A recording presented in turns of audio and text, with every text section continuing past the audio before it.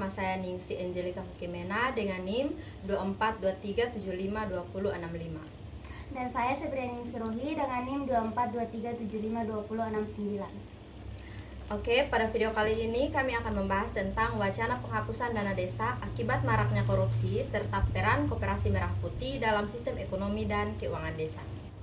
Wacana penghapusan dana desa. Wacana penghapusan dana desa muncul akibat maraknya kasus korupsi dan lemahnya tata kelola keuangan desa.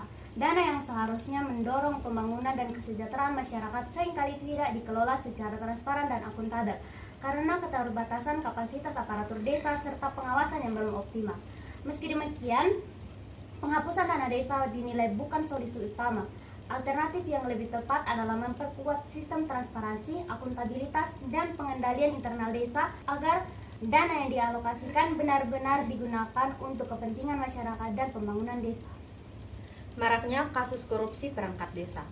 Dana desa pada awalnya dirancang sebagai instrumen pemerataan pembangunan dan pemberdayaan masyarakat desa. Namun, dalam praktiknya, dana desa justru sering terseret dalam berbagai kasus korupsi yang melibatkan kepala desa dan perangkat desa. Bentuk penyimpangan yang kerap terjadi antara lain penggelembungan anggaran, proyek fiktif, penyalahgunaan kewenangan, hingga laporan pertanggungjawaban yang tidak sesuai dengan realisasi. Maraknya kasus tersebut memunculkan wacana penghapusan dana desa dengan alasan bahwa dana besar yang mengalir ke desa tidak diimbangi dengan kapasitas pengelolaan keuangan yang memadai.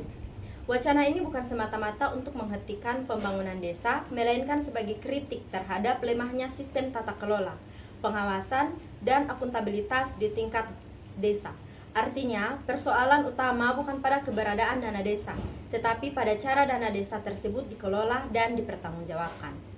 Dana desa dan masalah akuntabilitas. Tujuan awal dari dana desa ialah meningkatkan kesejahteraan masyarakat desa, mengurangi kesenjangan pembangunan antar wilayah, mendorong kemandirian dan partisipasi masyarakat desa, dan memperkuat tata kelola pemerintah desa.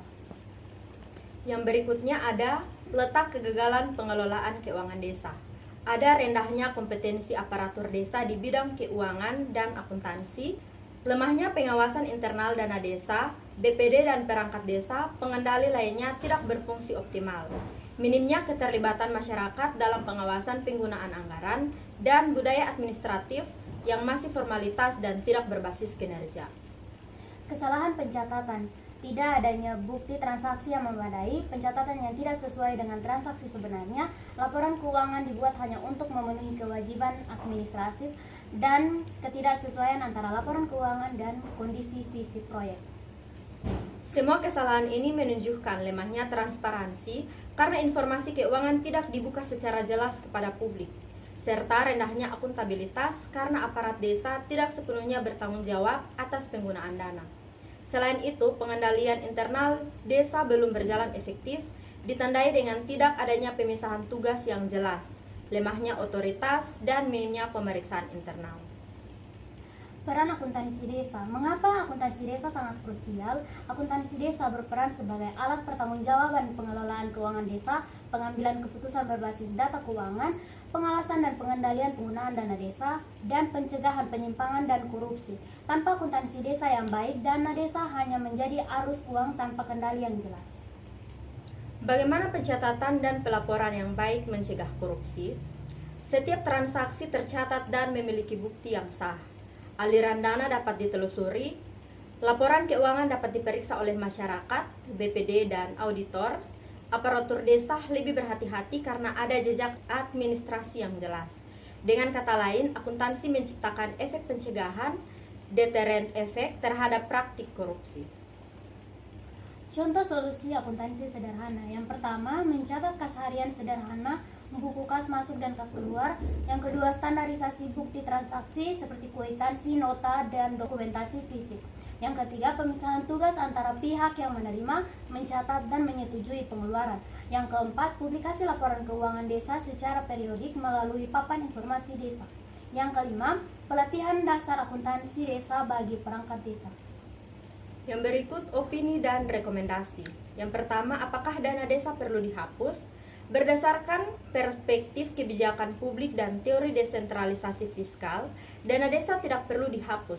Secara akademik, transfer fiskal ke level pemerintahan terdekat dengan masyarakat terbukti meningkatkan efisiensi alokasi sumber daya karena pemerintah desa lebih memahami kebutuhan lokal. Permasalahan yang muncul bukan terletak pada instrumen dana desa itu sendiri, melainkan pada lemahnya tata kelola, kapasitas aparatur, dan mekanisme pengawasan.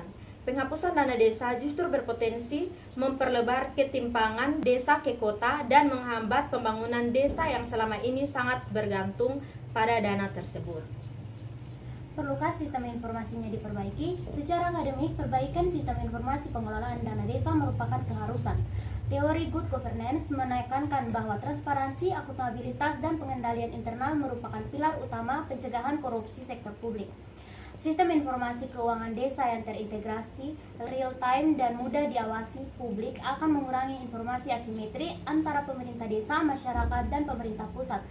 Dengan sistem yang baik, potensi manipulasi laporan keuangan dapat ditekan, serta partisipasi masyarakat dalam pengawasan dapat ditingkatkan secara signifikan. Bagaimana posisi koperasi ke depan? Dalam kerangka ekonomi kelembagaan, koperasi memiliki posisi strategis sebagai penggerak ekonomi desa yang berbasis partisipasi dan kepemilikan bersama.